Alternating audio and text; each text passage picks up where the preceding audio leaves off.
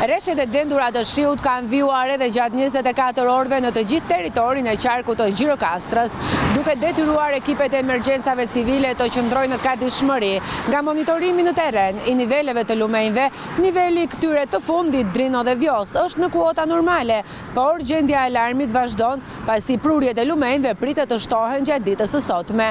Defekte ka patur në rrjetin e energjisë elektrike në bashkitë Tepelen me Maliaj të qarkut, por ekipet e OSHE i kanë punuar në kohë ndërsa vijojnë të jenë në terren. Rrezik për shkitje e verash paraqesin zonat kodrinore në bashkinë Tepelen, ndërsa në varësi të nivelit të rreshjeve priten prurje të shumta të lumenjve Drino dhe Vjos. Për sa i përket akseve rrugore kombëtare janë të hapura përveç aksit Tepelen Gjirokastër në vendin e quajtur Shkalla e Zezë, i cili për shkak të dherave të rëna nga shpatet e maleve vijon të jetë i kalueshëm me një krah, ndërsa po punohet edhe aty për rehabilitimin e situatës. Sipas të dhënave, problematikat e izoluara janë shfaqur edhe në bashkinë Gjirokastër, ku është ndërhyrë në kohë për rehabilitimin e tyre. Aktualisht jemi në fshatin Ando Poçi, kemi pasur një problematik tek argjinatura e liçenit.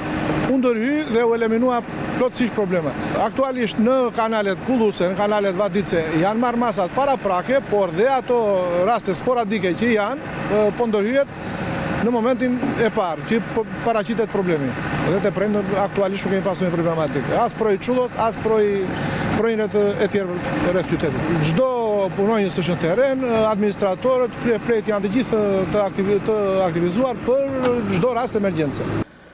Ekipet e emergjencave civile qëndrojnë në gatishmëri për të ndërhyrë në çdo situatë problematike që mund të shfaqet në orët në vijim.